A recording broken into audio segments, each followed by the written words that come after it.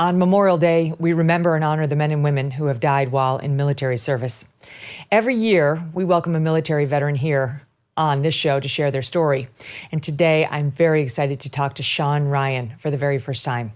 Shawn's a former U.S. Navy SEAL and CIA contractor with 14 years of service, spanning multiple combat operations. He is also the host of the hugely popular The Shawn Ryan Show, where he has an audience of millions on YouTube, podcast platforms, and more.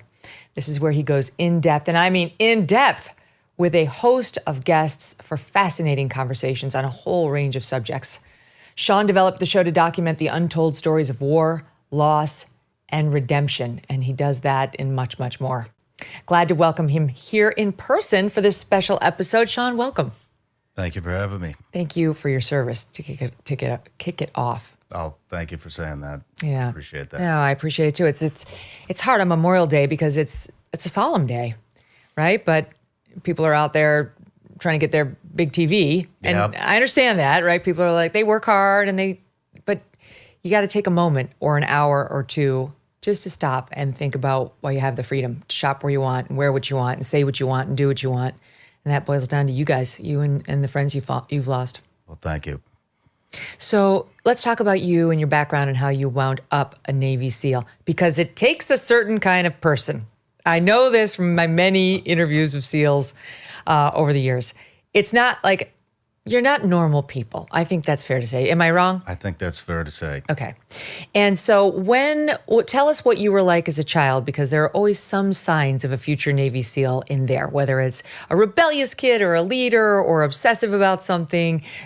Jocko said his parents wouldn't let him quit anything. Like if he took up knitting, they wouldn't let him quit knitting. So looking back at your own childhood, were there signs of the future you there?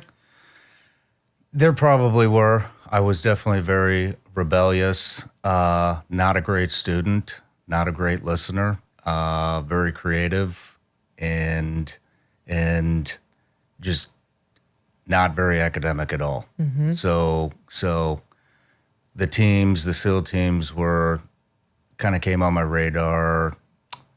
I don't remember exactly, but I was always infatuated with the military. When I was growing up, the Gulf War was going on, and I remember picking up all the magazines and all that stuff, and just looking at all the pictures. Really into GI Joes, and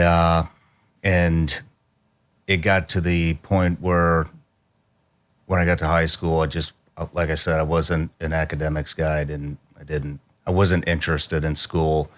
And I definitely wasn't going to do well in college. So I decided to look into the military. Alternatives. Did you come from a military family?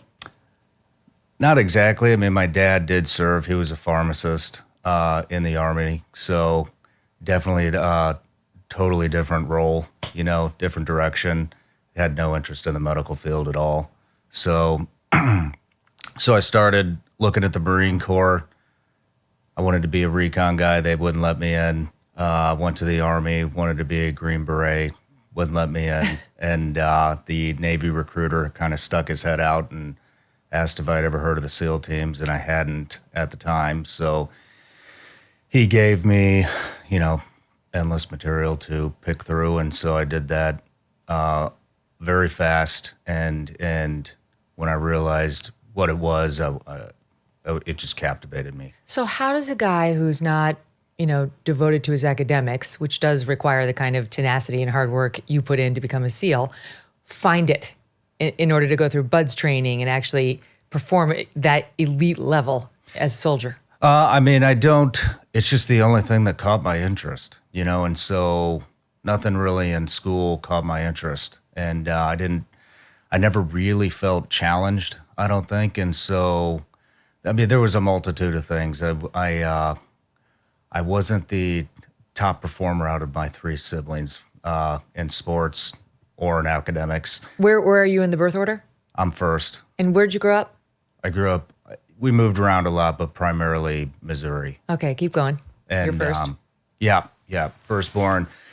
And so I got in there, and long story short, maybe we'll dive in, but I just wanted to do something. One, I wanted to serve my country, and I wanted to finally give my parents a reason to be proud of me. And so that kind of carried me through.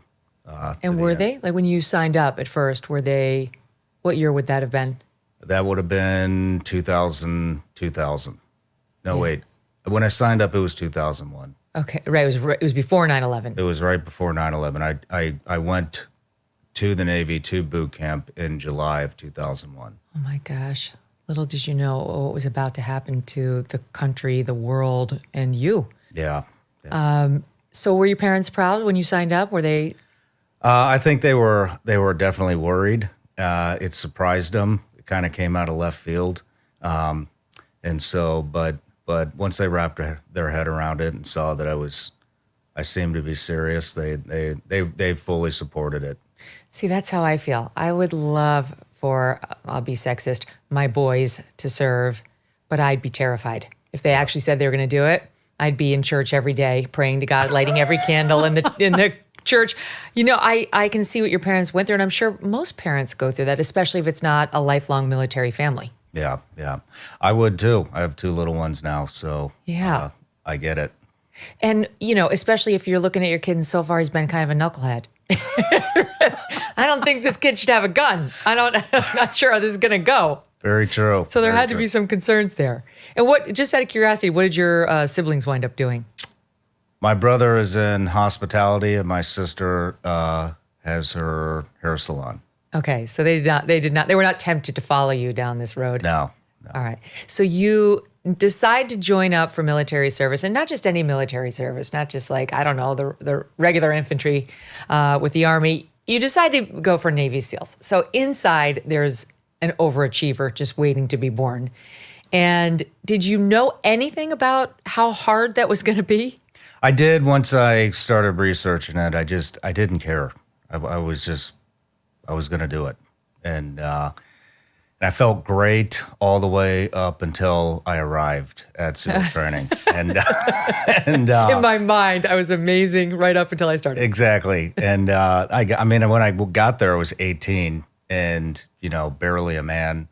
And when I got there, there were guys there were Olympic athletes. There were guys that had already been to war and come back. Guys that had been to Panama, guys that had been to Iraq. It was championship boxers, and I was probably about a buck 30. Wow. Soaking wet. So now, is this why I read you got laughed out of one of the recruiting offices? Yeah, that would be the Army and the Marine Corps. The Army, okay, the Marine Corps told you no. Yeah. Hard no. This is a common story. I've heard this from a few of our Navy SEAL buds that they got laughed at when they tried to sign up. What is it with the Army? Are the Marines just like? I think I mean it's just, you know, it's pretty ambitious to walk in and say, hey, I want to operate at the top level right away. Yeah, right. Right. And they're kind of like, okay, guy, pump the brakes, maybe do infantry, go the long route. And I had no interest in going the long route. I didn't want to do regular infantry. There's nothing wrong with that, but I just wanted I wanted the challenge. Do you remember back in those early days when you were first starting to train, what jumped out at you amongst the guys who surrounded you? Like, were there commonalities in this pocket of the world that were immediately noticeable as different? Once I got to BUDS, or even when you just first signed up and started training, because you didn't go right to BUDS training, right? Don't you do normal training before? You do normal training before. I mean, I grew up in a town of 6,000 people, so there wasn't that many people that wanted to do this. I remember the first time I met, they called him a SEAL motivator.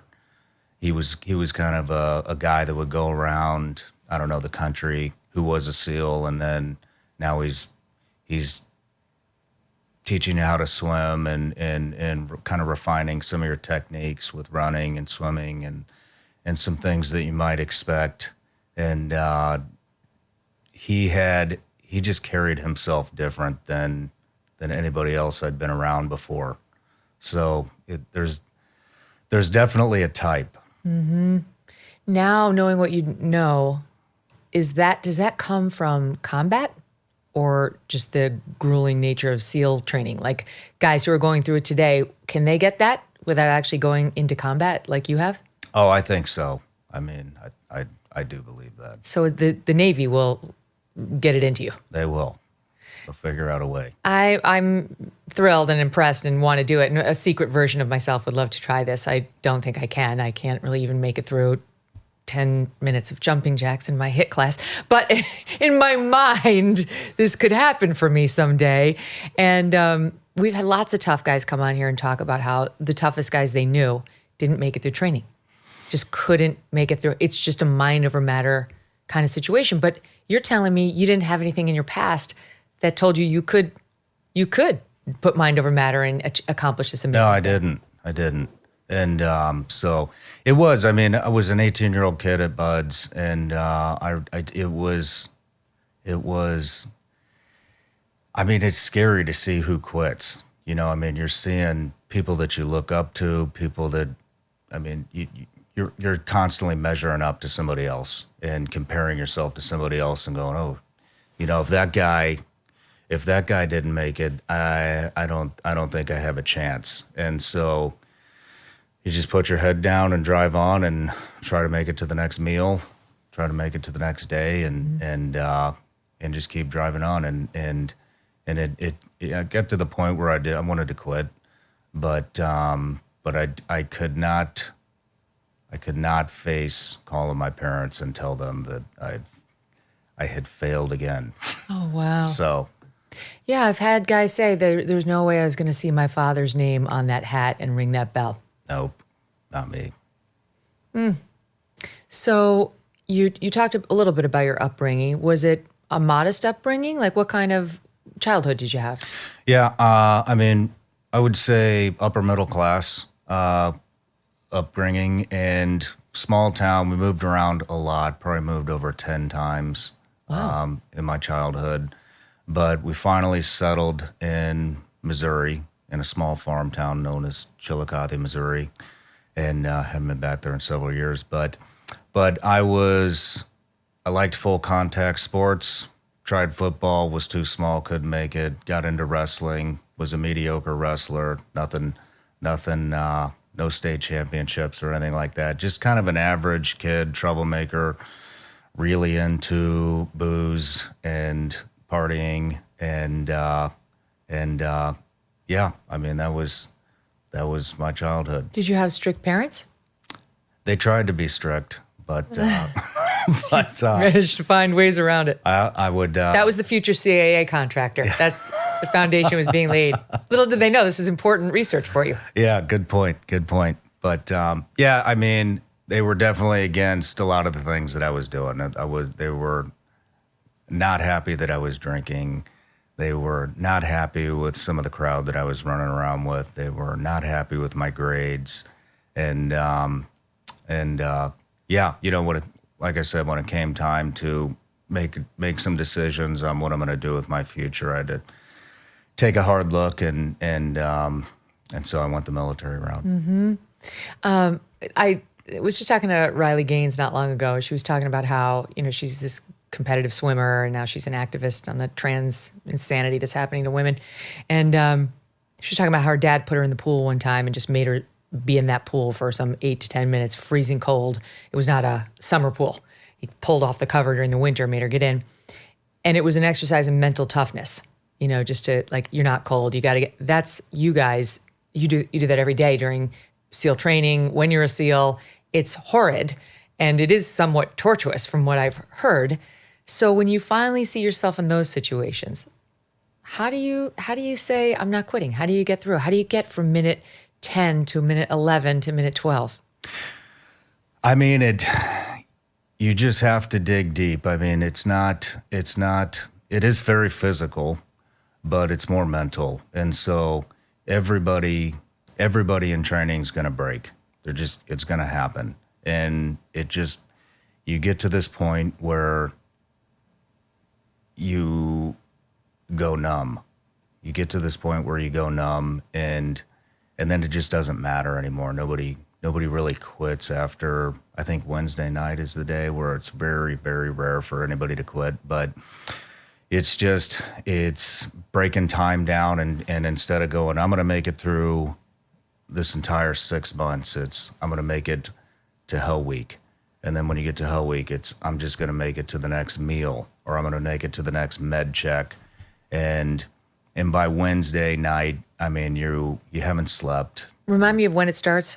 I think it starts on Sunday night, and I believe it's done Friday night. Okay. It's 5 days with minimal sleep, but your muscles break down. You get, what do they call it? Elephantitis. Your ankle starts swelling up.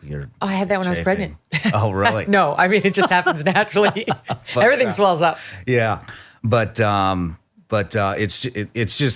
it's doing those little time hacks and just breaking it down and making it to the next meal, making it to the next med check, checking your buddies. By Wednesday, it's a pretty tight group. Everybody's pretty much gone, and you kind of just go into maybe this flow state, and you're just moving. Mm-hmm. So yeah, it sounds kind of transcendent in a way. So then you have to actually be a Navy SEAL, which is no easier. Yeah. And especially when you complete your training in July of 2001, all hell breaks loose in the country and the world. And how many combat deployments did you have? With the SEAL teams, I had 2 combat deployments. To Iraq and Afghanistan? Yep. Okay. And 2 different SEAL teams? Yeah. So when I got into the SEAL teams, it was around 2003. And the first deployment, we went to Germany, which was a really boring deployment. And then we went to Afghanistan in the late summer of 2005, I believe. And how long were you there? We were only there for 3 months. So it was right after Red Wings happened. Are you familiar with Red Wings, the lone survivor? Oh, yeah, of course. Yes, I've had Marcus on. He's amazing. Yeah. So we relieved them after that happened. That was the biggest SEAL team, the biggest loss in SEAL team history at the time. And it was the SOCOM was doing this surge where they needed more guys. And so they sped up the deployment cycle. And so I went from SEAL Team 8 to SEAL Team 2. Did my Afghanistan deployment with SEAL Team 2. We didn't do a whole lot there. There was a lot of political stuff going on after that operation, and to be 100% honest, I was really dissatisfied. I went to the teams to go to war and to fight for the country, and I wasn't getting enough. I think we did 1 direct action. That entire deployment, took a couple of prisoners, no shots fired, and then we got our admiral pulled us out of the country. And so at that point, I kind of made a decision.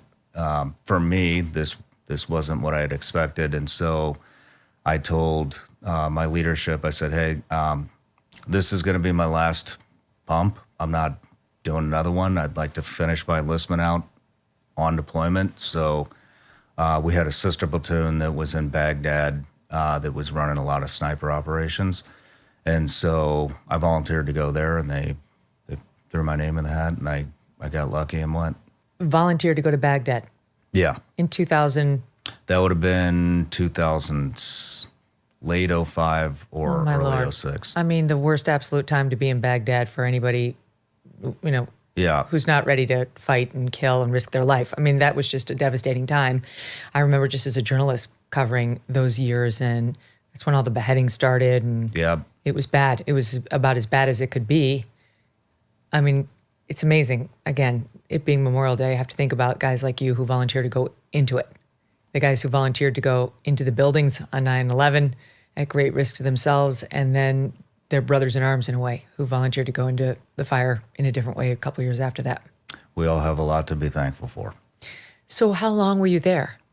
I was in Baghdad for about 4 months, and so we got there. The operational tempo was pretty slow at first. There was an election going on, if I remember, and then we were on the hook to do like protection for the Iraqi government officials, and nothing was happening. So we wound up, the lieutenant threw our name in the hat to just help conventional units who were getting blown up on their reconnaissance routes, supply routes, whatever the routes were. I mean, they had these bombs called EFPs over there, which were, I don't know if you remember, maybe you covered this, but they would basically put them on the side of the road, and they could be triggered by IR lasers. So they would pick up heat sensitivity to engine blocks, and they had the timing down perfectly to where the projectile would go through the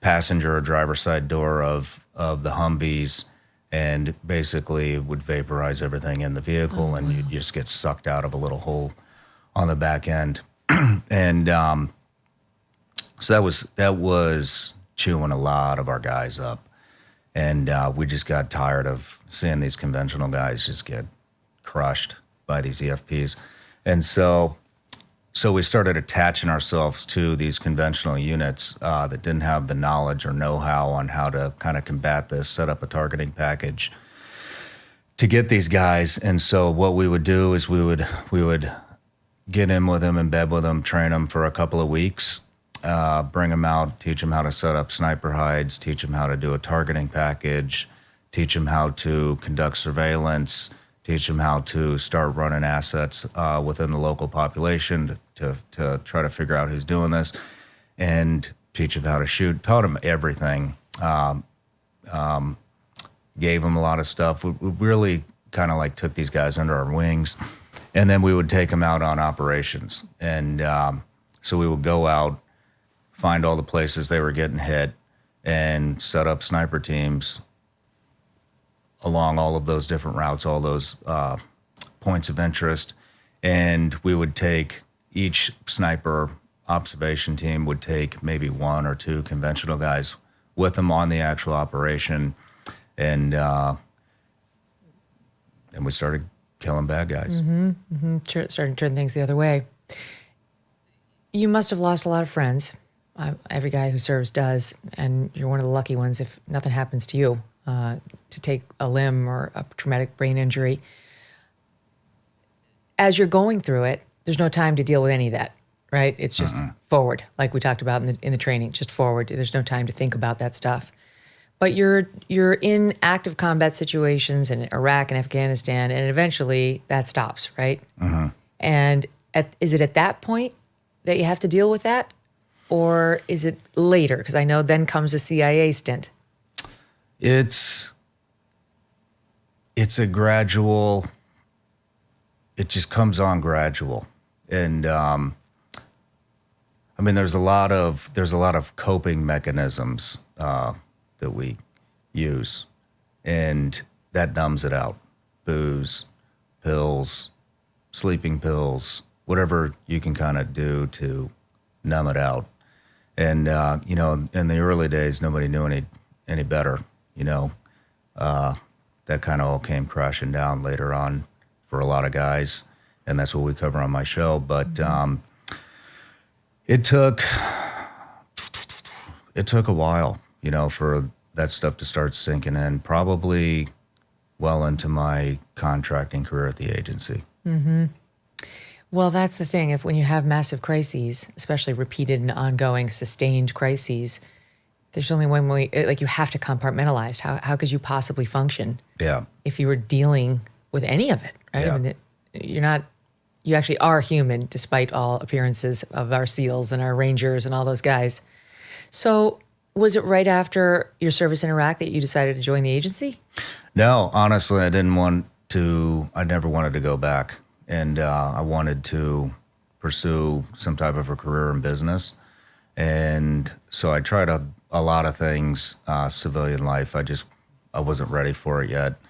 And I decided that I'd missed the brotherhood, the camaraderie, the obnoxiousness of being on a team.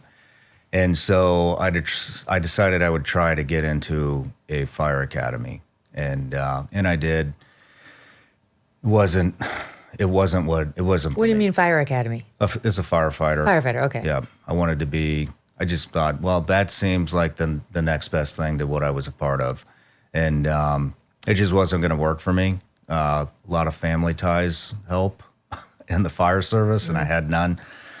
So I had a friend and that was in Afghanistan with me, another SEAL, and he said, hey, I'm working for Blackwater, and I think you should come work with us. And I had seen a lot of the Blackwater contractors and heard a lot of the stuff that was going on over there at the time. Some of it was true, some of it wound up not being true.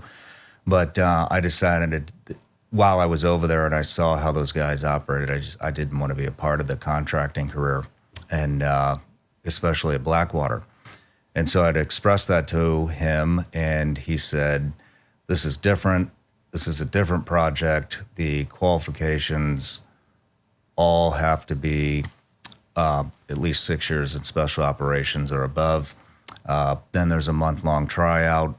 I can't tell you who I'm working for, but I think you would really fit in well here. And it's not what you're thinking. It's very high caliber operators working here. So I threw my name in the hat, and took about 6 months to get a call back, and then I did, and it was just an email that said, hey, be here at this time, bring this gear with you. And it was a vetting course.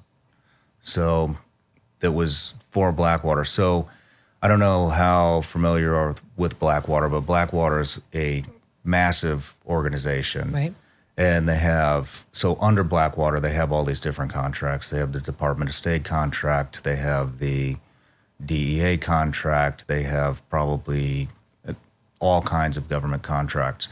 And then in the very back of the compound, which the Blackwater compound was, I don't know how many thousands of acres, is the black sites. And so you go back there, they don't tell you anything, and you're with a group of guys, and you start off with a PT test, and then you do some shooting qualifications. They don't really tell you what the standards are. It's just here's the time, do your best. Mm-hmm. And or sometimes when they won't even give you the time, just hit that target as many times as you can, and as fast as possible. And so you do that, and it's really you don't know the standard, and that's the biggest stressor. Is right. There's nobody. It's what's not succeeding, what's failing. Yeah, you have no idea, and you don't even know if you passed at the end of the day or not. And so it's just, I mean, you passed if you're showing up the next day to work to try out. And so we had made it through the shooting qualifications, and then you go through a lot of kind of situational stuff. They'll put you in these situations, and they want to just see how you react, how you can lead a team, how you can integrate in with a team, all kinds of different scenarios that you're never going to fight your way out of. Lots of civilians. They would plant lots of like role players with simunition rounds, which is basically kind of like a paintball gun, but more realistic. And they would put you in all these scenarios to see if you could keep your cool under pressure, not shooting any innocent civilians. It was a protection type gig as well. So a lot of times they would have like some type of an asset that you have to go in and extract. And I made it through that. And then at the very end, there was also driving, surveillance, all kinds of stuff that they wanted to just kind of see how you were in all these different scenarios. And at the end, they give you the brief and say, hey, this is the OGA, other government agency, CIA contract, and they start looking for dates to go overseas. Yes, but you don't know for what? No, you never know for You just know that you've been selected as this elite kind of service member, and whatever it is going to be very high level and complicated and complex, right? So you're in, but you don't know what you're in for. Yeah. Well, that's disconcerting. Just listening to you, you are cool, you are calm. Like that probably really helped you. I mean, I was just thinking, Who do I know who's kind of more on the hysterical end? I don't know her, but she's the only one who came to mind. Somebody like a Bethany Frankel, the former Real Housewife. I know that's a bizarre compare, but I mean, she's tightly wound, Shawn. She's like, always like, everything is up here, right? Yeah. And you're just the opposite of that. You're just kind of a cool cat, like a low blood pressure kind of guy. Well, I mean, when you're in a job like that, and I'm sure you can relate being on TV and with the career that you've had, but I mean, it gets to be so high stress. Every day you're being judged, you're being graded. Do you have what it takes to be a part of this team? You know, from SEAL training through the teams, the 6 years that I was there, to CIA or Blackwater training for the subcontract CIA contractor. I mean, it's just, you have to get to the point where you can, blow that stuff off. And that came to me in the teams. I was constantly it was just stress all the time. Do I deserve to be here? Am I going to get kicked out this week? What does my team think of me? I'm a new guy. And you have to, and that stuff can hinder your performance. And so, the most stressful thing you can do, at least for me as an operator, is when you're doing the kill house, which is entering buildings, saving hostages, killing bad guys, all in your face, clearing houses, basically. And We're talking about real life now or the training? we're talking about training and real life. Okay. But primarily training. And it gets to the point where if you let this stuff get to you, every house, we call them a house run, where you go through the doors, maybe you blow the doors, maybe you're climbing in a window, maybe you're coming in from the rooftop, doesn't matter. But once you enter that house in training, every move you make is critiqued. And it can make it seem like, and purposely, that they're picking on you, that you're not any good, that they don't want you there. And you just have to get to the point where you can't let that stuff affect you. It just got to the point in the teams where I had hit this mental switch where I don't care anymore. I had tricked myself into thinking, I don't care how this house run ends. I don't care what these guys think of me. I'm just going to do the best I can do, and that's all I can do. Do you know the Free Solo movie and the story about that mountain climber who refused to use any lines and supports and he wound up dying? No. But they talk about these guys who climb these mountains and they're nuts. They do it with no support. There's nothing to, and a lot of them do die. But they identify with a lot of these guys that they've lost their ability to get an adrenaline surge. Mm-hmm. And that's actually one of the reasons why they do it the way they do it, without all the belts and suspenders. Can you relate to that at all? I mean, yeah. Do you Addiction lose to adrenaline? Yeah. And then maybe crossing over to, it's gone. Like, where is it? How can I get it again? Yeah. You find it through, that's why so many guys honestly wind back up in the contracting arena, is especially like these guys, that spend 30 plus years at the SEAL teams or a SF team or Delta or wherever, Rangers, MARSOC. It's never enough. It's like a heroin addiction. You're constantly looking for the fix, and then it gets so bad that even on your off time, you're looking for it. Mm-hmm. It's not, you can't take 6 months and not feel that. It's the pinnacle of your existence at the time. I can't imagine, just the other night, I was at a dinner party at a friend's house in Connecticut, and it was absolutely lovely. The hostess knew all the right things to do. We had a lovely cocktail hour. We sat down for dinner. There was even some dancing after the fact, which was a successful cocktail party, a dinner party by any measure. I can't imagine a Shawn Ryan having lived the life you've lived, right? Coming back from all of that and even participating in such. I just feel like your whole life must have been, when this was done, like, what is this? Who are these people? This is just absolute drivel around me everywhere. None of this matters. Did you go through that? Oh, yeah. It created a lot of anxiety. a lot of anxiety. I had really bad social anxiety when I left the agency. And you are thrown into a world that you thought you knew, and it's hard. I mean, it's really hard to relate to anybody who has not lived the kind of life that you've lived. Yeah. It takes a long time, and it takes a lot of self-work. It's like you were on Mars for 14 years. Pretty much.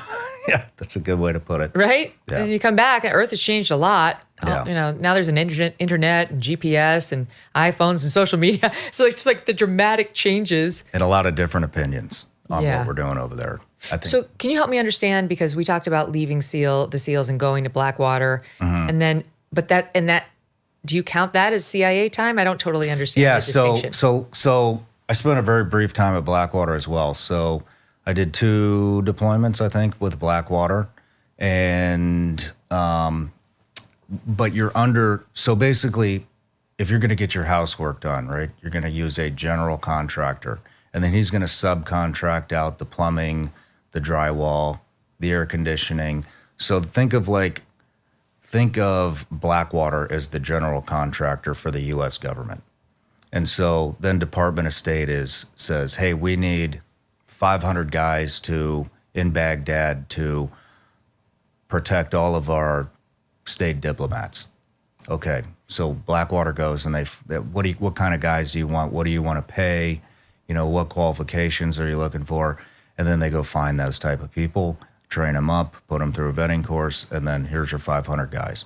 And so the CIA does the same thing. It's, hey, we have this very particular set of skills we're looking for. This is the job description. You, Blackwater, go find these guys for us. So we're basically subcontractors for the agency. Okay. Does that make sense? Yeah. Why? I don't understand Blackwater that well, but why would they not just go tap the SEALs or, the Green Berets, or why would they go to Blackwater for any of this?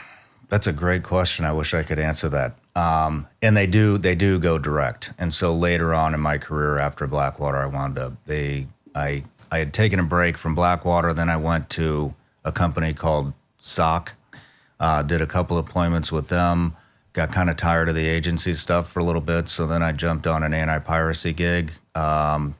Do you remember the Maersk, Alabama? Yeah. So after that happened, all these contracts spun up, and it was, all right, we need SEALs on ships to kill pirates that are trying to, kidnap the crew and take over the ship. Just another day at work. Yeah, and ransom. No, that's like Rob O'Neill. I told him he's like the Waldo of, servicemen.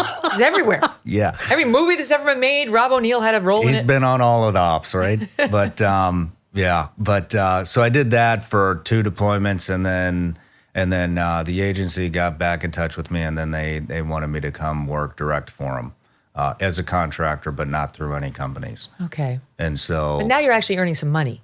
Yeah. So that's good. Yeah. I mean, more so than you ever got paid by the Navy. Way more than I got paid for by the Navy. But can you get rich doing that, or not really? I mean, I guess it depends on how you invest your money. I mean, at that time, a good rate was about $1,000 a day. So that would be a good rate. Some guys, a low rate would be about $550 a day. And so,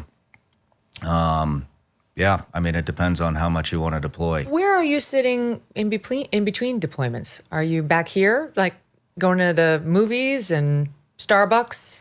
I spent a lot of time, well, I mean, it was 14, agency was about a little shy of 9 years. And so I would go all over, but towards the end, I started going to Colombia, South America a lot. This was not a good period in your life. You know about this. Nothing good happens in Colombia. No, nothing good does happen in Colombia. No, So- I do know a little bit about your troubles. And that was a rough period for you. Explain why, and why Colombia. Well, originally I went to Colombia because when I had joined the SEAL teams, I had always wanted to go to Team 4 because I wanted to do the counter-drug ops. Well, then, 9/11 kicked off, obviously, and that wasn't a focus at all. And so when I was in the agency, I'd broken up with a girlfriend, and so I decided I wanted to travel, and I was just infatuated. I mean, those were all the documentaries I was watching when I went to the recruiter.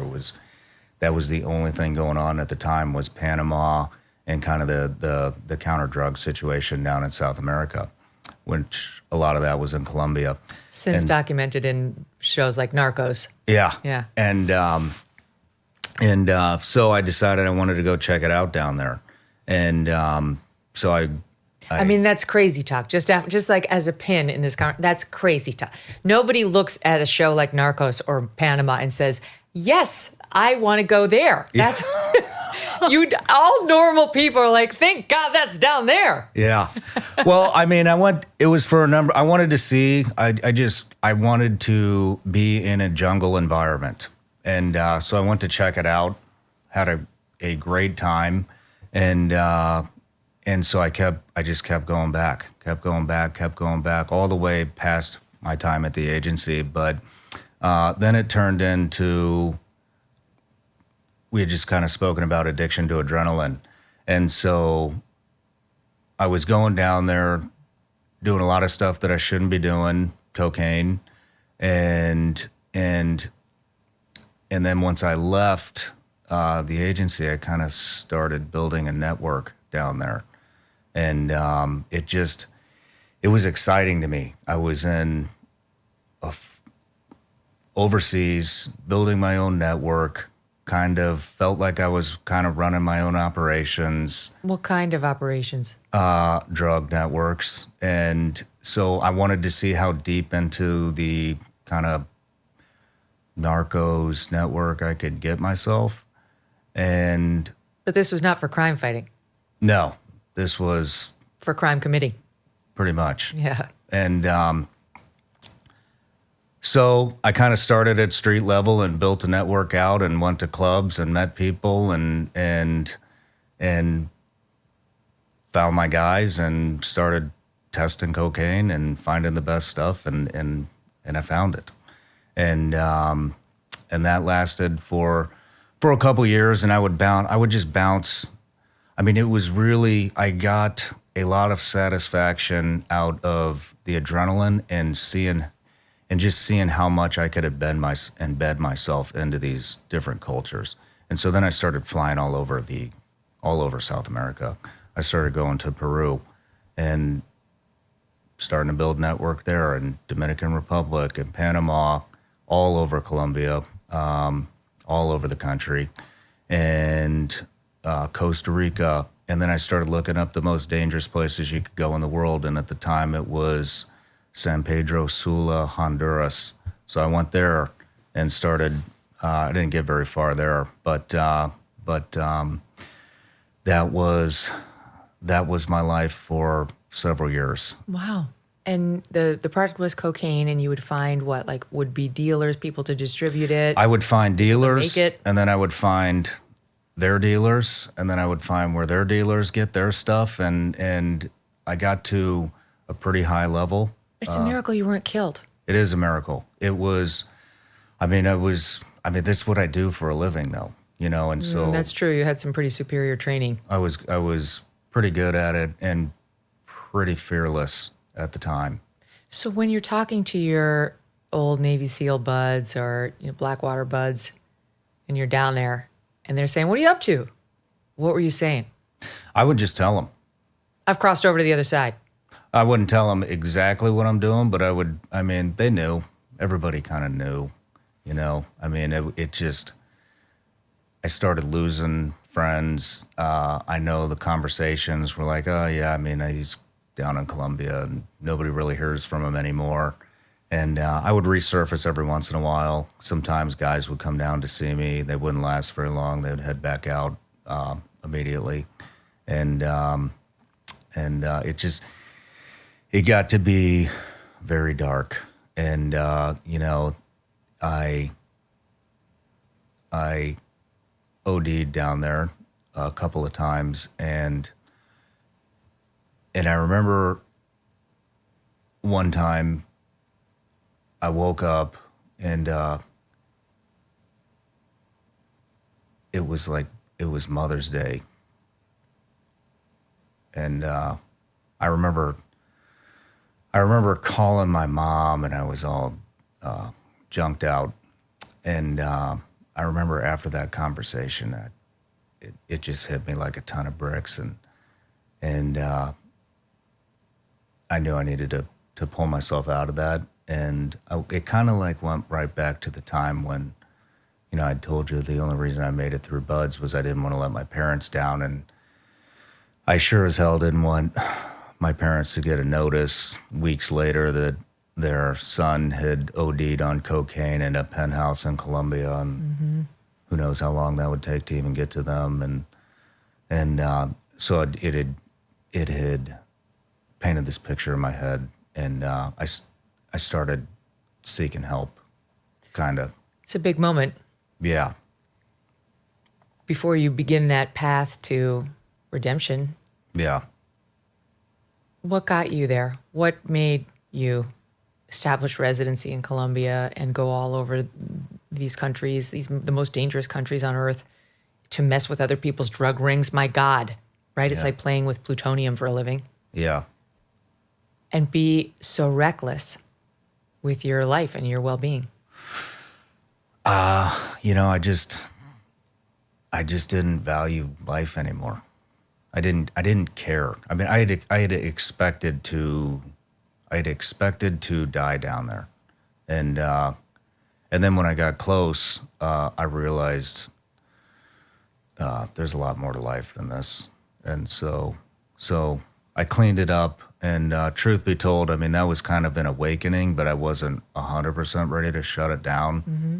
And then I had built quite the network down there, and I got tipped off that the federal police in Colombia were surveilling me and people that I was with. And so I E&E'd out of the country. What's E&E'd? I mean, I abruptly left. Oh. And I did kind of we call them an SDR, but surveillance detection route. And I wanted to see if they were surveilling me, if I was walking around town. And so I got rid of everything, cleaned everything up, and went to an internet cafe, booked myself some tickets to a couple different places, jumped on one, and left the country. Came back stateside? Yeah. Do we extradite to Colombia? Just asking for a friend. Yeah. But yeah, no, I got out of there and went home to Missouri, talked to my parents. They knew You told them? Was really told them wrong. Everything? Yeah, I don't remember telling them anything. And woke up the next day after telling them with a hangover, and my dad I could just tell by the look on his face that I must have spilled probably just about everything. What did the look say? Very concerned and worried. I didn't take it seriously. I didn't think I needed any help, and I just kept at it. What do you mean, kept at what? I kept at, I wouldn't put the bottle down. Wasn't ready to do that. I don't think I could have done that. And then, through the career, I mean, you just, I had mentioned, numbing it out, and numbing it out becomes, it's not even a cycle. It's just pills after pills after pills. It's a way of life. It's Valium, Xanax, lorazepam, Ambien, hydrocodone, Oxy, Tramadol, whatever you can just wash down to shut the brain down and get some rest. And so I wasn't doing that. I wasn't ready to clean that up. I had kind of weaned myself off the coke, and then things just weren't getting better. My life wasn't developing afterwards, and so I started going to therapy, and which was talk therapy. Yeah, I started going to talk therapy. extremely hesitant. I thought, well, I have to go to somebody that's experienced what I've experienced. I need like a Vietnam vet or somebody that has seen action. And I couldn't find anybody. And so I just Googled. I just Googled therapist, talked to 2 or 3 of them, and walked into one, which was interesting because this was kind of before anybody really knew about the suicide epidemic, before PTSD and traumatic brain injury and operator syndrome or whatever they're calling it this week, kind of started getting out there. And man, it took me a while to warm up, but I love it. Male or female? Female. Nice. Yeah. I love a female therapist. Mine currently is male, but there was a woman who I Googled when I was leaving my first husband. Before there was Doug, there was Dan, with whom I'm still friends, but we did get a divorce. And same thing, I Googled this woman, and she totally changed my life. You never know. I mean, you can strike gold. Yeah. And then there are yellow pages or Google pages as it is now. And I can relate to doing that and having it be a life changer. Yeah. Good for you. I'm happy for you. Oh, thank you. So yeah, interesting enough, she had never ever talked to a combat vet, and I did my own research and wound up being a pretty staunch liberal, which I probably wouldn't have gone to her. So you were more conservative going in. I know you lean right now, but back then you were too. Yes, okay, definitely, probably more so. But I got to be honest, that woman is like an angel, and I don't care what her political beliefs are. That woman has saved more special ops guys from suicide than anybody saved in combat, than anybody I know. And she still does it to this day. And that was back in probably 2015, 2016 timeframe. And it was me. And when I left the agency, I was also trying to save my best friend's life, who had a terrible heroin addiction. And I talked him into going in to meet her. And then I just started telling everybody. And I remember my best friend's name was Gabe, and we gave her a SEAL team plaque just to say thank you. And because she was helping us out, she had dubbed her prices down, and just an amazing woman. And now you go in there, and her entire office is just plaque after plaque after plaque. Pretty soon you're going to see a Trump banner. She's going to be wearing the MAGA hat. Yeah, but that would be a sight to see. But I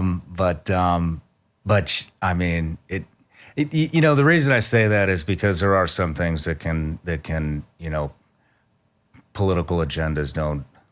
Yeah, they don't get in the way. Transcends politics. You don't see that very often these days, and I think that's important. I love that you said that. I feel the same. I have very strong political views on a number of issues, but pretty much 80% of the people around me who I love in my life, the woman who raised me, all my best friends growing up, are liberal. They're Really? not woke, but they're liberal. They're Democrats. So I have tons of love in my heart for all of them, even though they don't vote the way I vote and they don't feel the way I do about the issues that are really important to me, but I don't care. Yeah. Those don't have to be the stakes of the relationship. Yeah. It takes a strong person to overcome that these days, but they're out there. Yeah. Do you say her name, or at least her first name? Her first name's Amy. My lady was named Amy. What Really? area of the country was this? Missouri? Well, no, that was that's South Florida. Okay. Yeah. My lady was in the Virginia area, Northern Virginia. Interesting. Well, we'll talk after. All right. Specifics. But same thing. And when you were telling me that story, it reminded me. So, we have military guys on all the time because I just absolutely respect the hell out of you guys and what you do. And as I said, and would love to raise two little soldiers, but don't really want to for the reasons discussed. And we interviewed Dakota Meyer. Oh, And of course, his story is just, it's incredible. Medal of Honor. He talked about how he was drunk up there when President Bush was pinning the medal on him, or was it Obama?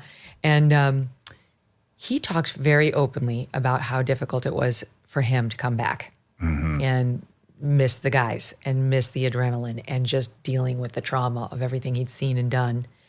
And he talked about his own moment of super low and being rescued by an angel. And we pulled the soundbite. So take a watch. I felt like where I was at in life at that point, that I just couldn't get my stuff together, and I should fix it, right? Like the fear I could see in people's eyes, with me, like I was a monster. It's just like drinking and just, the thing is, and people don't talk about this much, you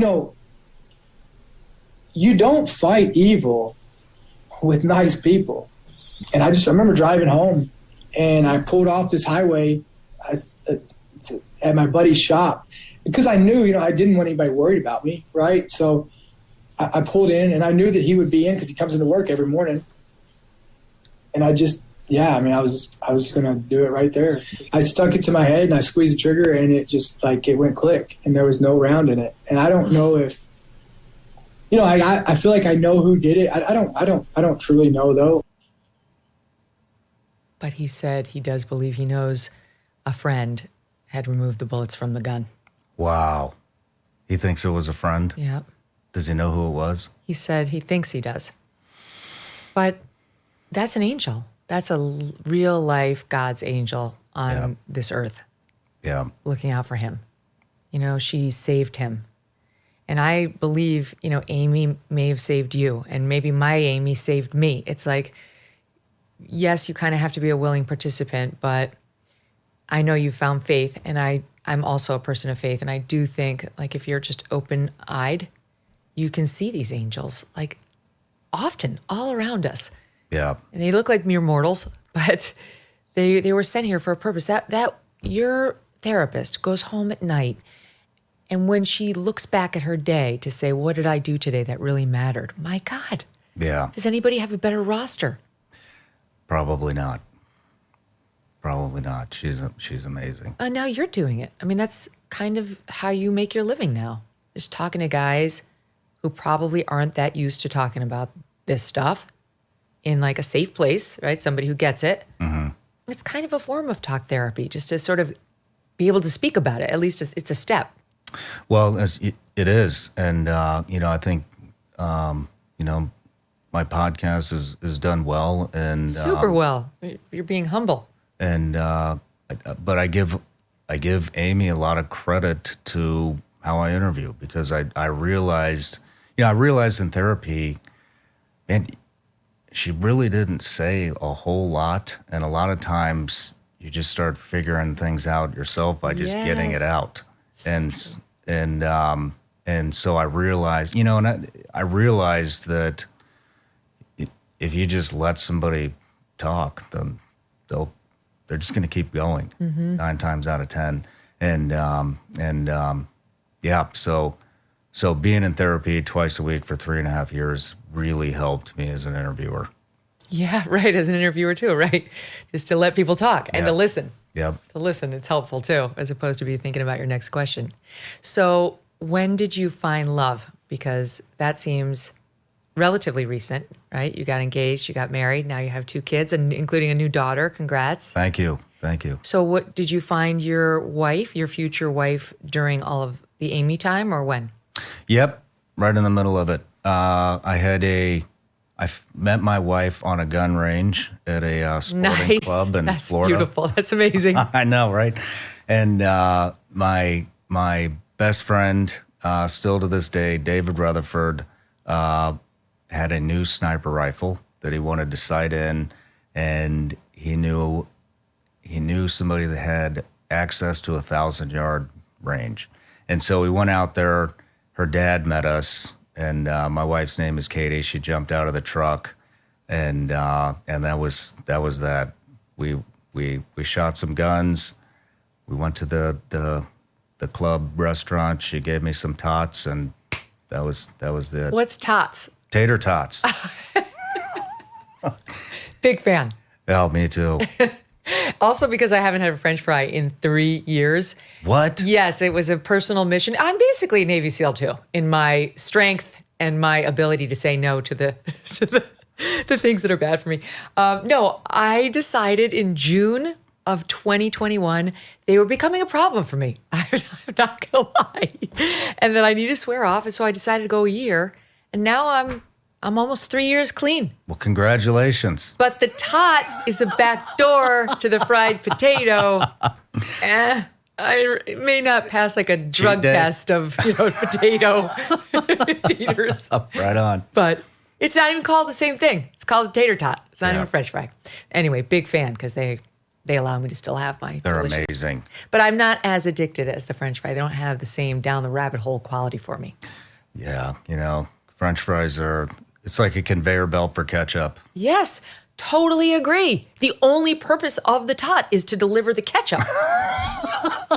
Right? I know. And then I know. somebody will buy like the Whole Foods ketchup and you're like, ew, what is this? It just ruins the entire disgusting. meal. Right?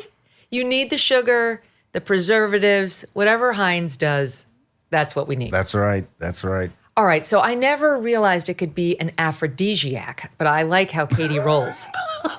So she lures you in with the tots and the guns, and you were like, I'm home. When are we getting married? That's right. So how long thereafter were you married? Oh man, I think it was about a year and a half. So we were in Boca Raton, Florida.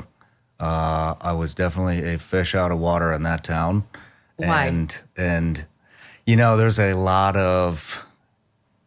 I grew up in the Midwest in a town of 6,000 people in a farm town.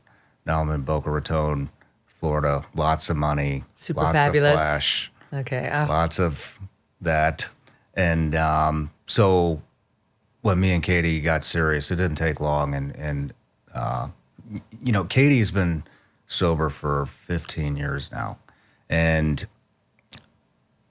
I was on a path to get, it was on my radar. And so I had asked her in a couple of questions that really resonated with me. And, there's a lot of fake people in South Florida, at least in my experience. And so with Katie, I remember asking her a question, and it was something along the lines of, now that, how do you find real hobbies once you're sober? Mm-hmm. Because I had zero hobbies other than boozing.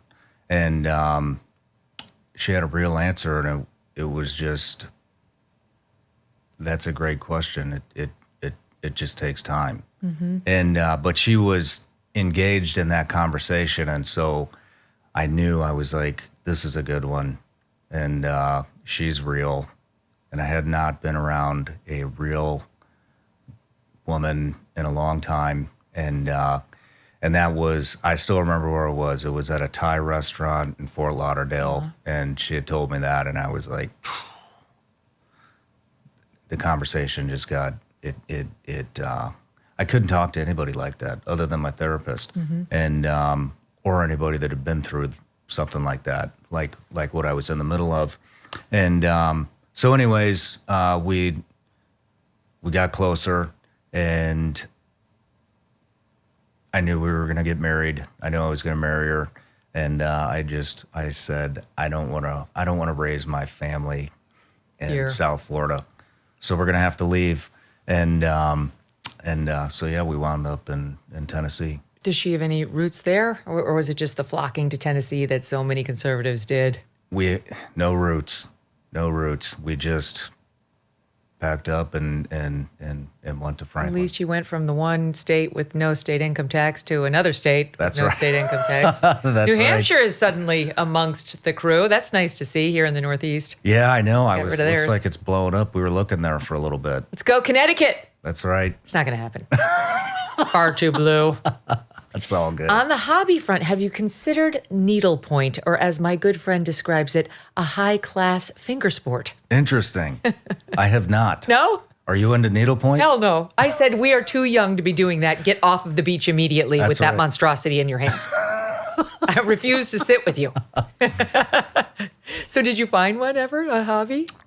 Business. Yeah, I was going to say, it involves this microphone, right? I found business, and that's my hobby. So yeah, my hobbies, I mean, I don't have time for them. I don't have hobbies either, if it makes you feel any better. I love being in my business. And now you have 2 kids. And I love being with my kids. And so anything outside of that, there's just not much time for. Yeah, no, there really isn't. I mean, I remember we had kids. A good friend of mine said, you should tell your friends you just had your kids and that you won't be seeing them for about 10 years. That's right. And he's like, the true friends will still be there for you when you get there. And the ones who aren't really your true friends, good riddance.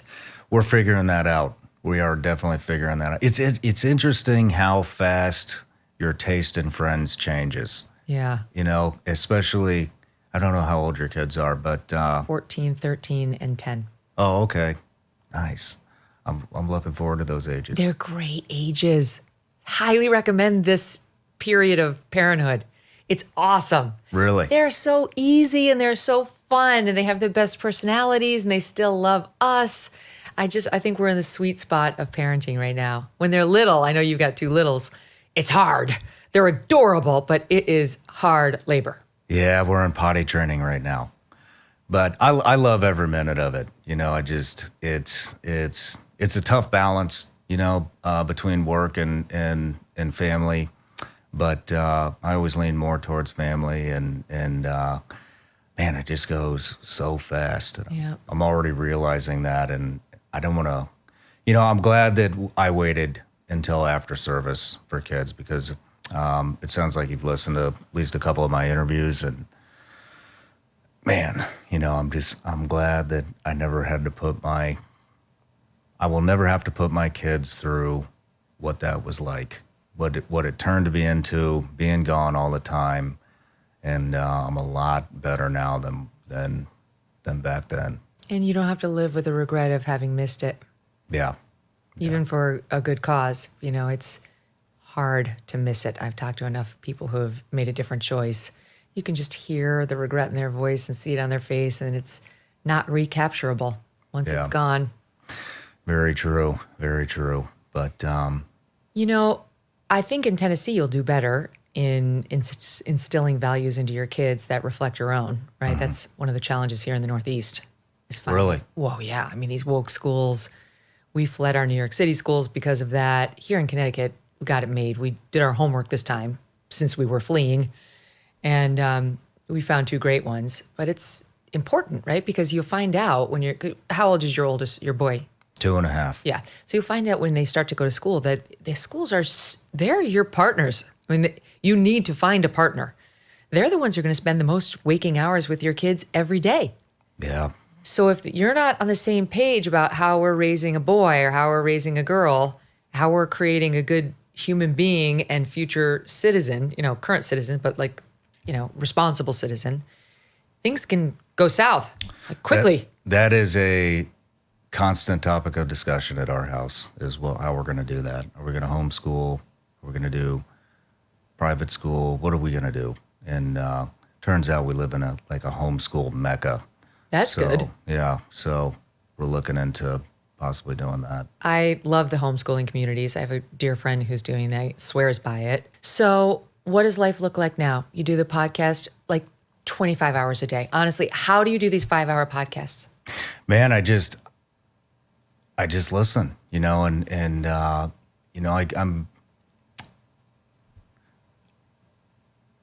I get people to open up about things they've never talked about before and go to places that they probably have not been in their mind in years.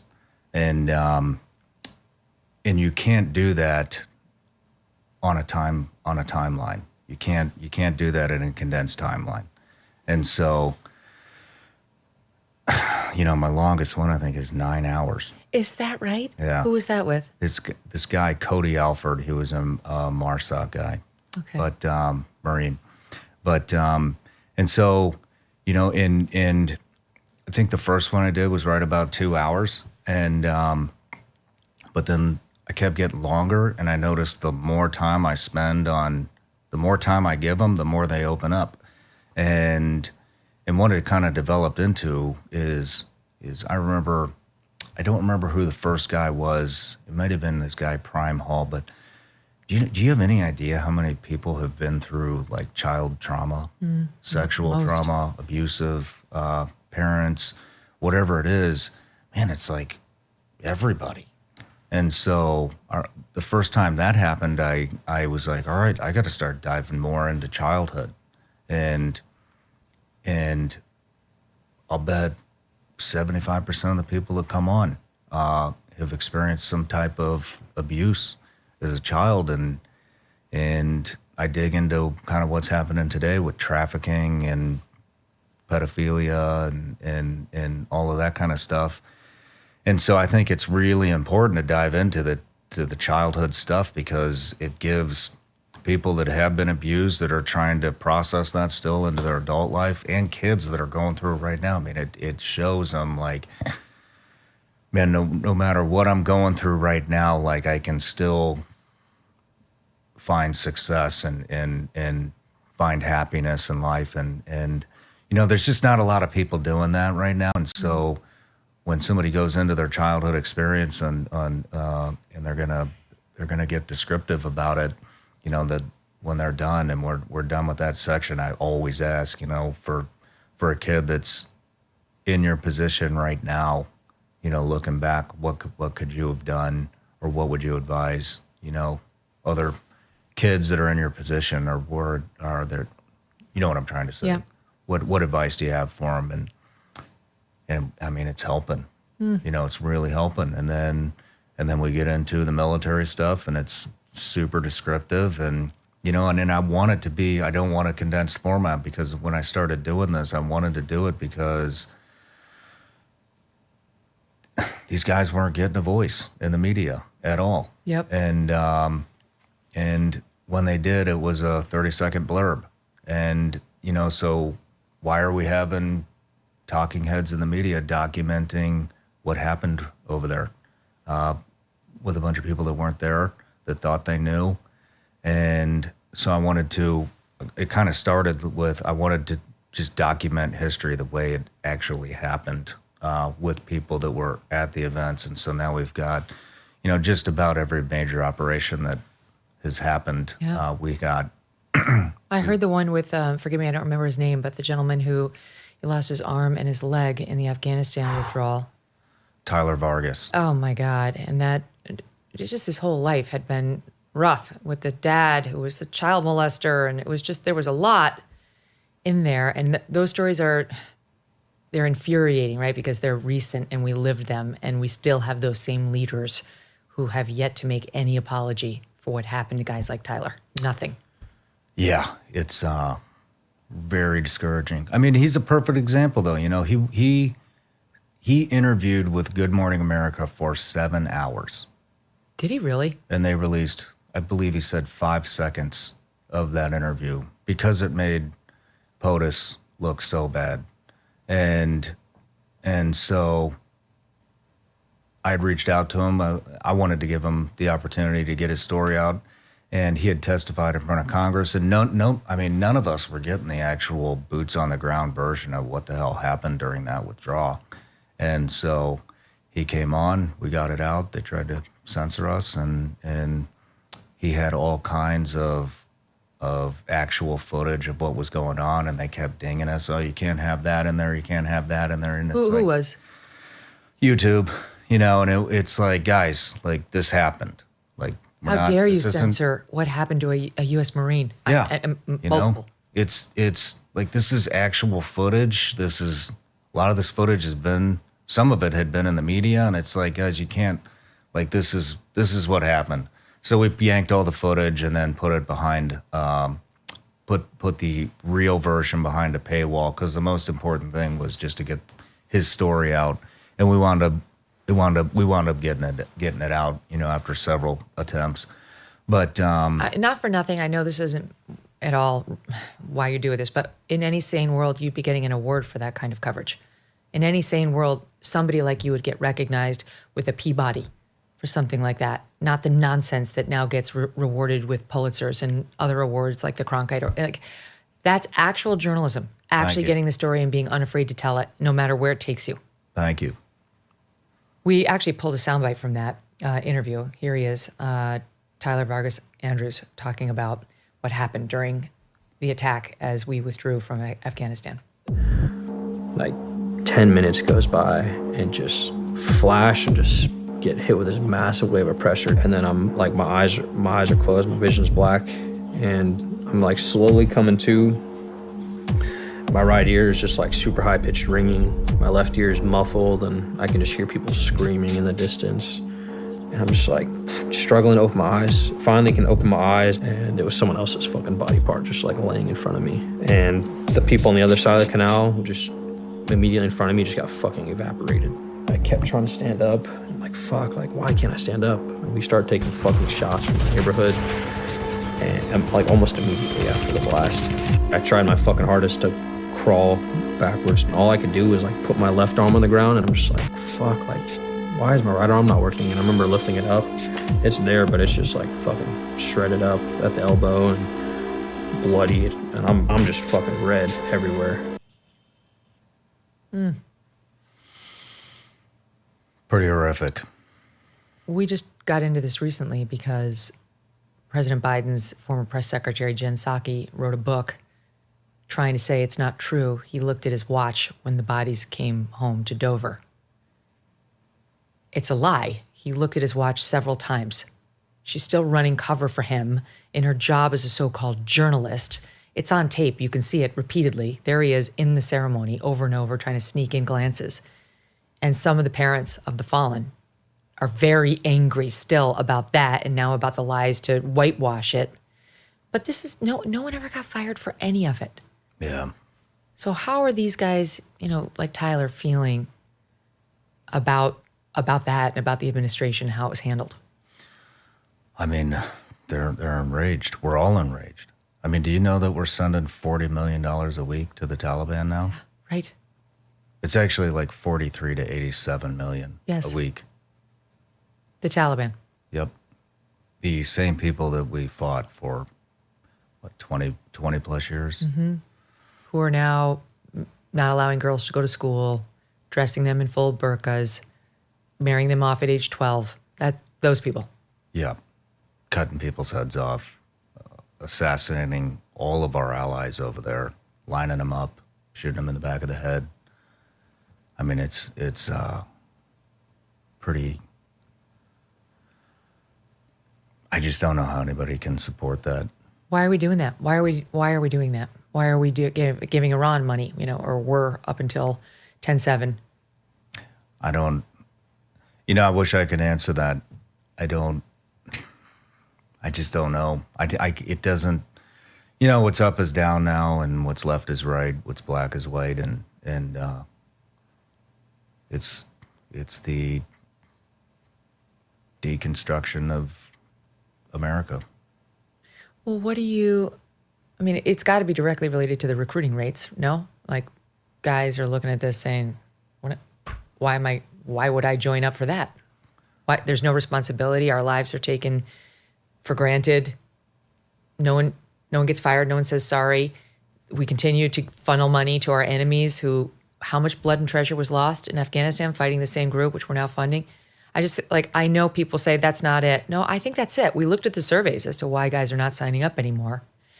And like the top item was fear of death, which is okay, yes, normal, but for centuries, and guys have been getting past that and signing up anyway, but they're not. So what is it? I mean, I think it has to do with a lot of things. I think it had to do with the forced vaxes. I think it has to do with the woke agenda. I mean, talk about miscalculating your body of work. I mean, it is not liberal Democrat families that sign up for the military. It is middle class to low class conservative families, and you just alienated your entire base. Nobody wants to do that. Nobody wants to go to become a SEAL, to be going to gender ideology crash courses and pronoun training or whatever the hell else they're doing in there, how not to be a right-wing extremist. And I mean, Deal with your white rage. Yeah. And I mean, I think it's that. I think it's the way the war's ended. I think it's the new advertising that they do for recruitment. She's a lesbian. Yeah. Her mothers are LGBTQ. It's everything. Everything about what the messaging they're putting out is who are they going to get? Right. I mean, the numbers are at record lows, and we are precariously perched on possible conflict, God forbid, in Ukraine. The United States doesn't want any part of that. God forbid, the Middle East. And they're still talking about Taiwan. Like, it's like, we might actually get involved over there. I was talking to a former Navy SEAL whose name you would know, and he was like, we're not going to win the Taiwan thing. Like, they're going to take it. China's going to take it, and there's not much we're going to be able to do about it without actually getting involved militarily, boots on the ground, and the American people aren't going to want that. Like, if China takes it, his analysis was, we're going to have to let them take it. I mean, we'll probably provoke them to take it, just to start another war, just to spin up the military-industrial complex more than it already is, and I mean, that's seems to be what we do is we provoke, and then capitalize. And can you zoom out on that, Shawn? Do that, explain that to me, because I understand people throw that term around, military-industrial complex, but you understand it better than most. Yeah. So the military. I mean, let's take it back to the Iraq War.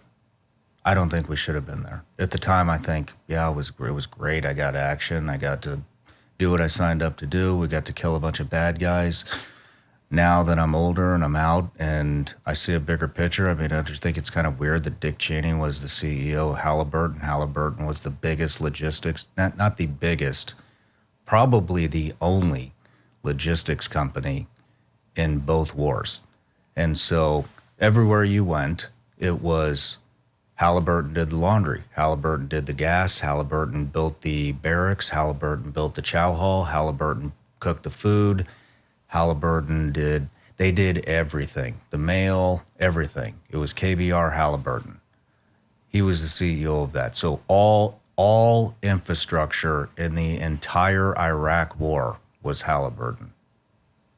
Who is the former CEO is the vice president of the United States. Mm-hmm. That's what we're getting at. There's Boeing, Lockheed Martin, Raytheon, Northrop Grumman, and all of these. They make a lot of the tech and the missiles and the planes and all of these sorts of things, guns, communications equipment, everything that is new that's being developed it's not the government developing it. It's these companies that get paid ungodly amounts of money to fund to develop things you would use in war. And then they put people like Nikki Haley on their boards. Exactly. I mean, she's not only was on the Boeing board, but she has a husband who's making military vehicles right now. That's his side business, where he's making the vehicles that'll be used in war, which they profit off of. Yeah.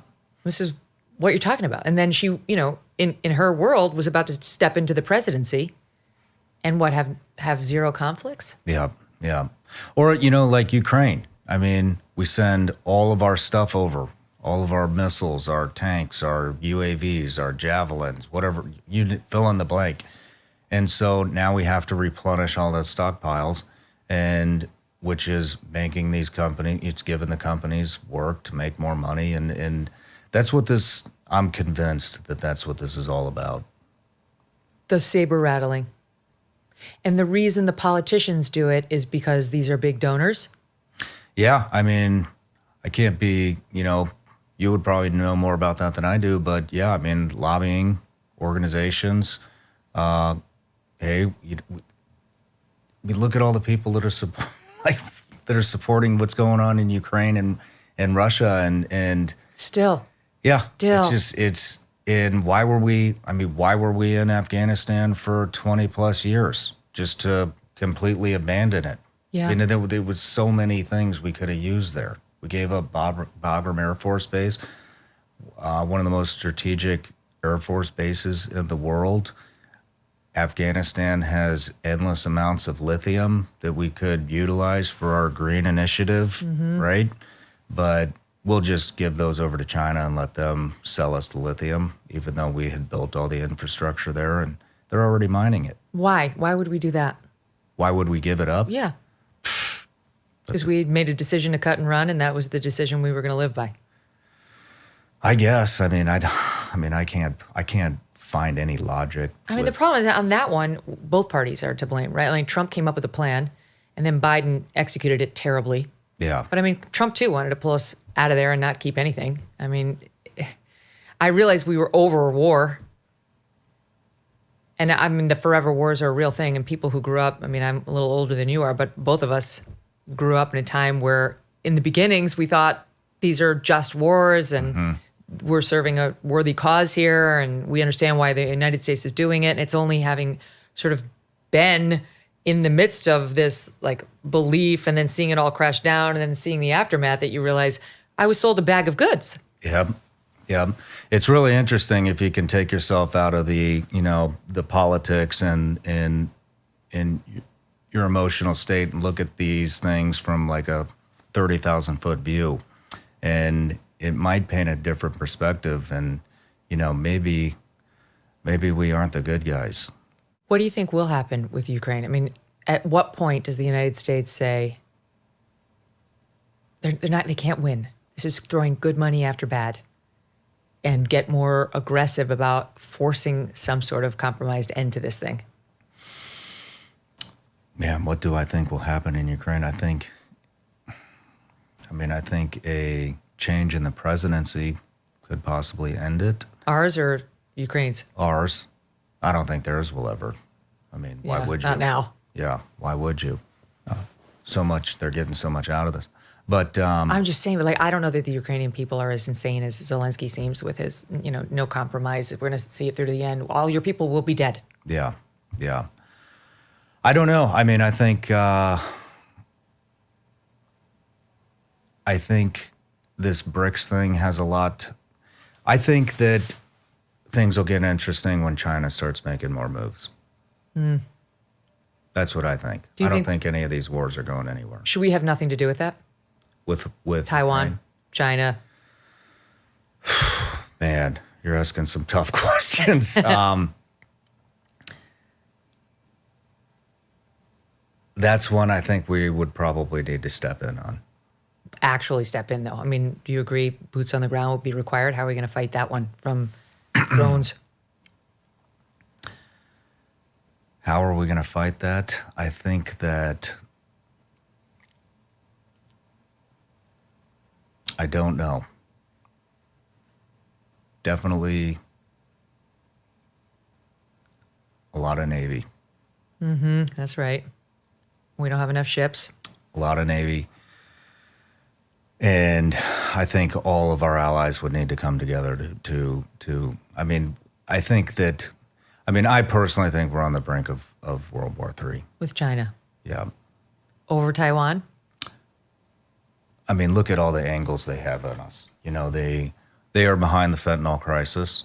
They're sending in all the supplies. They're trading the cartels how to make the world's most potent fentanyl. Actually, now they're teaching them how to make nitasin, so it went from heroin to fentanyl to nitasin. They're behind that. They're buying all our farmland. They're capturing all of our elites, politicians, and just tech gurus. Yeah. I mean, not to mention the spying. That's out there, right? What's his name was sleeping with a Chinese spy. Eric Swalwell, right? Is that? Yeah. I get my far left Democrats confused. I can't remember his name, but that's who it was. But I mean, they have so. I mean, look at California. From what I understand, all the real estate signs now are all in Chinese, And I've always wondered, I mean, you see this massive migration happening all across the country with red states being inundated with people fleeing California, New York, Chicago. And I've always wondered, who's buying all this real estate over there? If everybody's leaving, Yeah, right. who's Who are they buying selling all it this to? real estate? They're selling it to China. Not We to mention rolled out the their- red carpet for them when they came to visit. Their takeover of Hollywood, Yep, the NBA. yep. They have more money than God when it comes to buying things that are American or American owned. Their own people can suffer, but they're very interested in spending tons of money buying up our industries and our land, and we're just suckers for the dollar.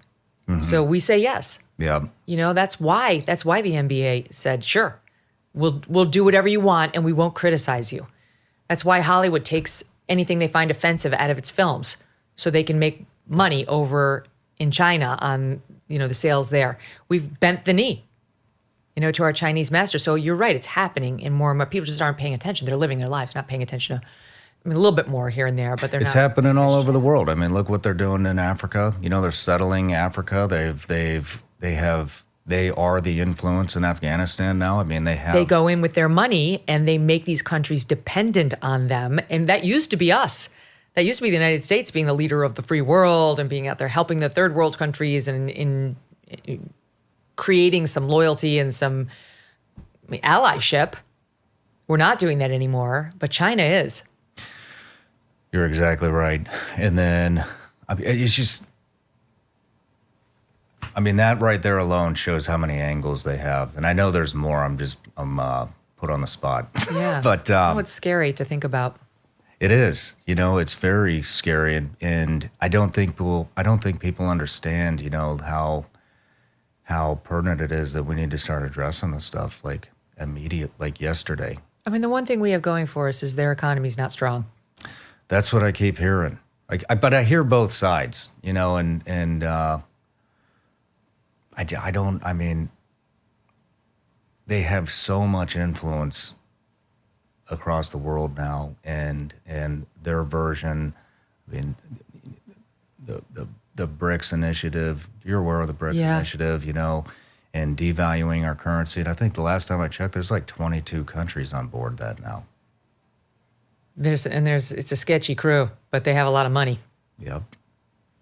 So now more than ever, we need new up and coming, the next generation of Shawn Ryans. Yeah, I guess so. So what do? Trump's got to win.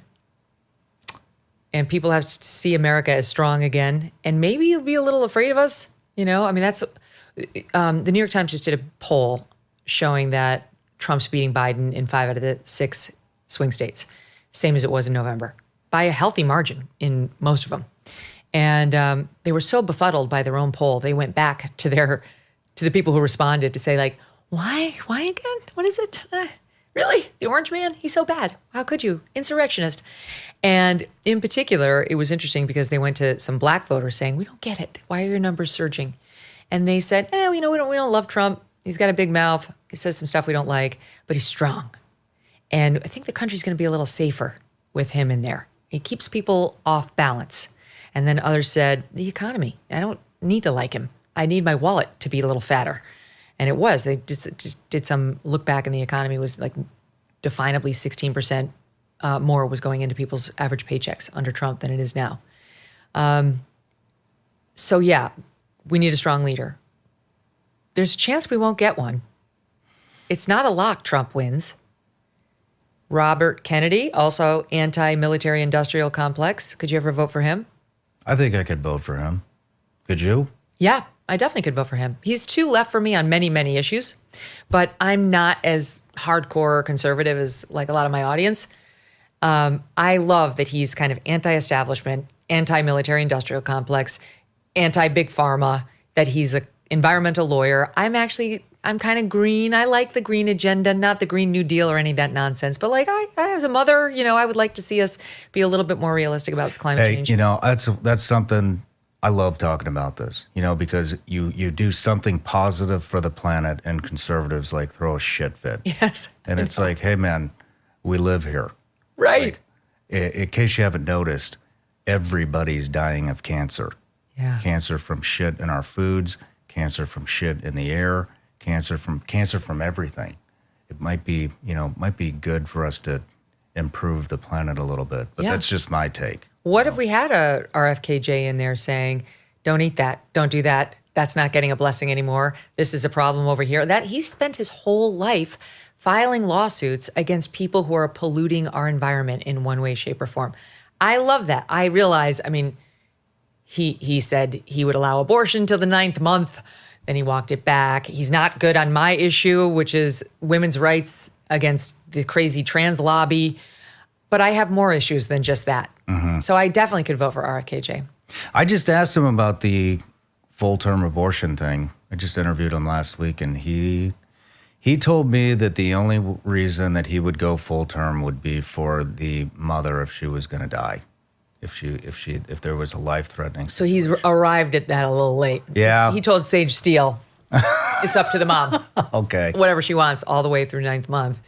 And then Sage, who's amazing, was like, a lot of us get uncomfortable when you say it's okay for a mother just based on her own desire to abort a baby at full term.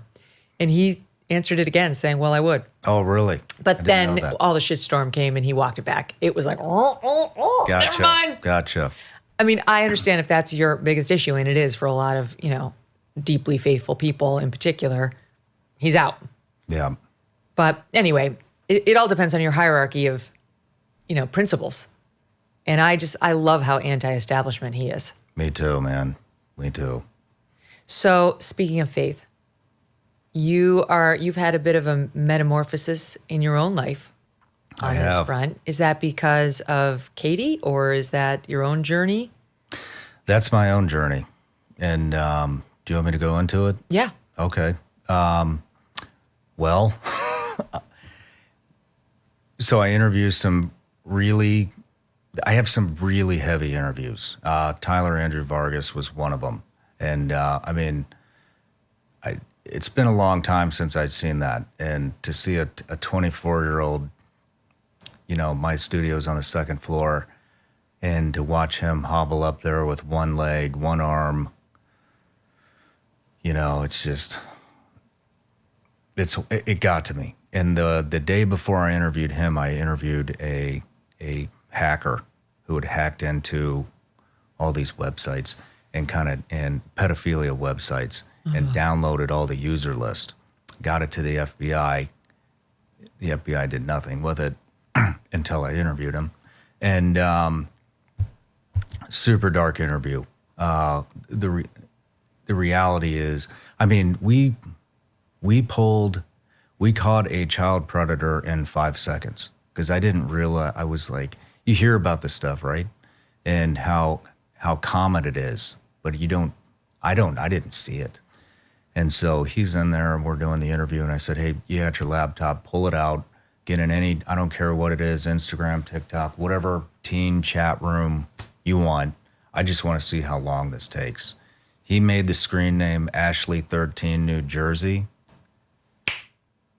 Literally 5 seconds. It's on camera. We screen recorded Until he was in like a room where 5 seconds before a 40-something-year-old man was wanting to meet a 13-year-old girl at a wherever. Sick. Yeah. And so that's what this is the stuff that I cover. And me and my wife were going on vacation. I just finished up those 2 interviews, especially the one with Ryan Montgomery. He's the hacker that just really got to me. The kids stuff really gets to me. The guys who work in that industry shutting those down. Yeah. It's a very hard life. Yeah. And so we went to Sedona, and there was also, what else was happening? The Chinese spy balloon just flew over. I think it was it Reba came out saying, "Oh, I think it's freedom of speech that drag queens should be able to, Show up at your perform in town front library." of little kids." And I got to this point where I was like, "Man, am I the only person that gives a shit about this stuff, that actually cares about kids and why we just abandoned our allies in Afghanistan and Why is there a 24-year-old that was blown up unnecessarily? I mean, they had the guy PID'd in his sights. They could have killed that bomber, and now all of his friends are dead. And so these are all the things that are going through my head. And I had hit this point. I was having a conversation in my head, and I'd hit this point where it was like, why do you even talk about this stuff anymore? Like, nobody cares. You know about the MAPS thing, minor attracted persons. Yes, they're trying to redefine pedophilia into this minor attracted person, normal, just like a fetish. Yep. Like some people have a foot fetish, some people have a toddler fetish. Yeah. And we're supposed to accept this. Yeah. And and so I'm just seeing all these things, and I'm like, how can anybody like buy into this shit? And I have family that like votes left, and it gets to me. It makes my skin crawl. Like I don't understand how anybody could support any of what I just rattled off. And so it got to me, and I got to this point where I was like, I can't live like this anymore. Like, I can't. If nobody gives a shit, maybe I'm the one that has something wrong with it.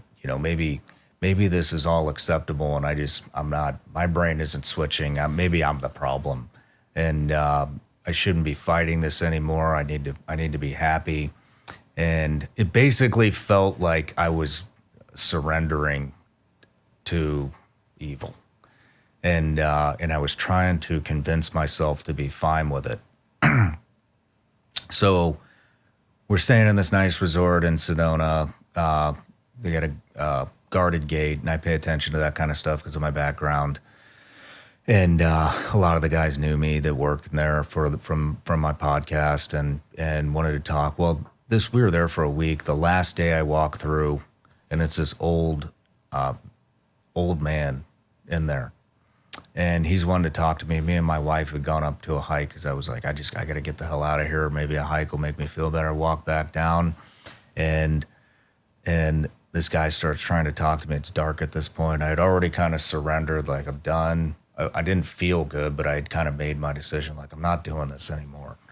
And I'm kind of looking at him over the shoulder, like, I'm not in the mood to like strike up a conversation.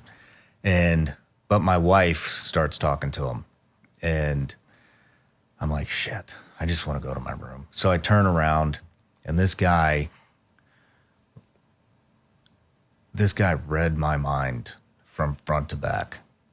And I mean, like, I've never had that happen. It wasn't, it was descriptive. It scared the shit out of me, because I was like, how are you in my head? And he started rattling off all these thoughts that I was having on that entire hike. And he's like, this stuff that's going on in China, that's not your fight anymore. And this stuff that's going on with the kids, that's not your fight either. And this stuff that's going on with the trans community, that's not your fight. And I had shut down. I was like, well, how is this guy in my head right now? So freaked me out. We're walking back to our bungalow. We were in a place where it was like kind of like a duplex, and we're on one side, somebody else on another side. When we got to Sedona, my best friend that I was referring to earlier, his name's Gabe. He died of a heroin overdose later on. But Gabe was a SEAL. Gabe was a pro hockey player. Gabe was a fighter. We was into MMA. Gabe was at the agency with me. And no matter where Gabe was always known as a protector. Like, no matter what unit he was in, no matter who he was with, could be the manliest of all men. Like, everybody knows Gabe has got you. And he was my best friend. Well, we get there and we see this guy, and he looks identical. He could be Gabe's identical twin. I mean, you could see differences, but same brow line, same jaw line, same build, same walk, same 3-day shadow, same everything, muscular. And me and my wife are both like, man, that looks exactly like Gabe. And everywhere we would go, this guy was at. If we were at the pool, this guy was at the pool. If we were going on a hike, this guy was coming back from a hike. If we were out in town getting dinner, he was out in town getting dinner. And we had always thought it was weird because I'd kind of had a breakdown on the plane to Sedona. And so I was in a vulnerable spot. My wife knew it. I was in a vulnerable spot. I knew it.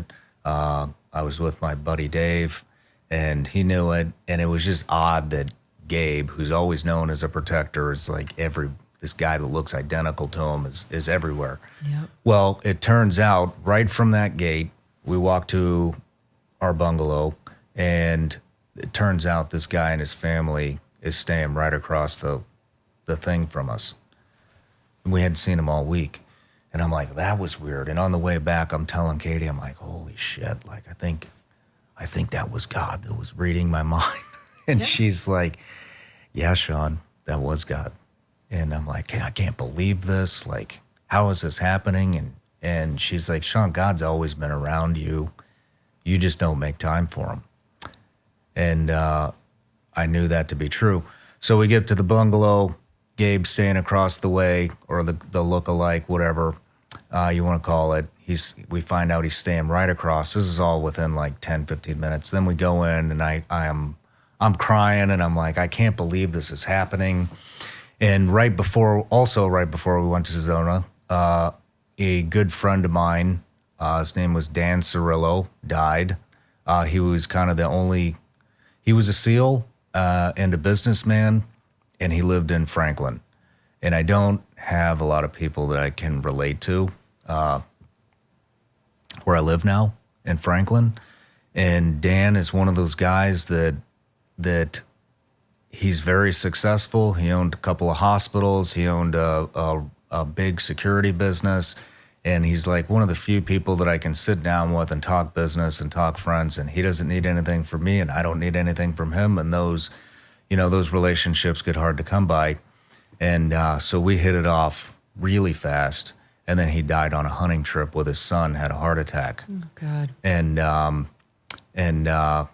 But hey, I mean, if there's a way to go, good on him. But anyways, his daughter, who I had never met, I'm having this breakdown in the hotel. And his daughter, I heard my phone go off while I was talking to Katie. And as soon as we kind of finished what we were talking about what was going on, I checked my phone, and it's from his daughter. and it's this text. I'd never even met her before. And she says, she must have got my number from her dad's phone. And she said, hey, Shawn, this is Taylor, Dan's daughter. And I just walked into my dad's gun room for the first time since he had passed away. And he grabbed me by the arm and told me that I needed to contact you because you knew a side of him that nobody else knew. And that he wanted me to tell you that he loves you just the way that you are, and that you're doing exactly what you should be doing. And then I'm trying not to lose it right now, but so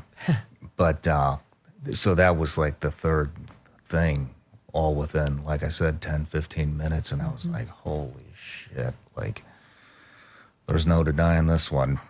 And, Exactly. A little brick wall. Yeah. And so, I grew up Catholic and never really took church seriously. I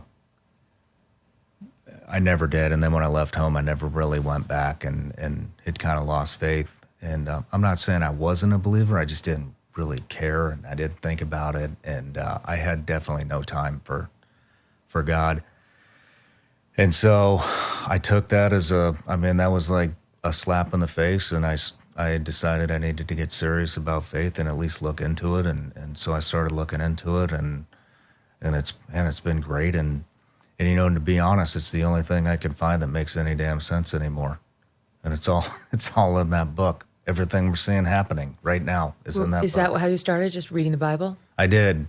I started trying to read it from front to back, and I wasn't really getting anywhere. And then Some shocking stuff in that Old Testament. Yeah, If you go that way. yeah. And, but then as it turns out, my entire team, I'm really close with my team, my podcast team, the guys that work for me and make it what it is.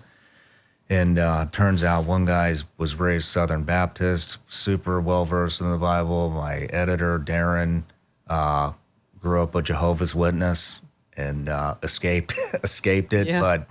but knows that book from front to back. My IT guy, Adam, devout Catholic, knows it all, everything. Elijah, my production manager, he's the Southern Baptist guy. And they kind of started pouring into me. And a lot of my buddies that were in the SEAL teams, Eddie Penny really kind of paved the way for all of this, I think. Eddie Penny we were a team 2 together. And then he went on to Dev Group. And just not who you would expect to come to faith, but he was my Christmas episode a couple years ago. And ever since he came on and gave his testimony of how he came to, everybody that's been on the show has brought it up. And he became kind of a mentor of mine. So I called Eddie and told him, and I said, hey, this is what happened. I don't really know where to start. I don't really know what this means. And we had a conversation, and he was like, oh man, he's like, a lot of us have been praying for this to happen. Wow. And that kind of freaked me out. I was like, what do you mean? And he's like, we've been waiting for this. He's like, you have a big voice, and this needs to happen. And so that was at about midnight. Now I'm getting into some other kind of weird synchronicity, coincidences. And so about 12 hours later, I had a meeting that Adam, my IT guy, had scheduled with me at noon. And Eddie was telling me during the conversation, he was talking about guardian angels and all this other stuff that was spiritual warfare, stuff that I know like nothing about. Well, fast forward 12 hours, I'm talking to Adam. I didn't know what this meeting was. I thought it was about email marketing or something. And he wanted to talk to me about spiritual warfare and guardian angels. Wow. And I was like, it was literally like almost the exact same conversation as I had with Eddie Penny. You're like, that's not on the drop-down menu Yeah. of message manager, I know, meeting manager. you know, and they're not friends. I mean, Adam is, with all due respect, They hadn't coordinated, those two guys? Eddie is built like a shit brick house, a dev group operator, and Adam is a IT computer nerd who I love to death. And so no, they don't, there's no cross-pollination. They're not friends. They've never spoken. Exact same conversation at noon. Come home for lunch from my studio to be with the wife and kids.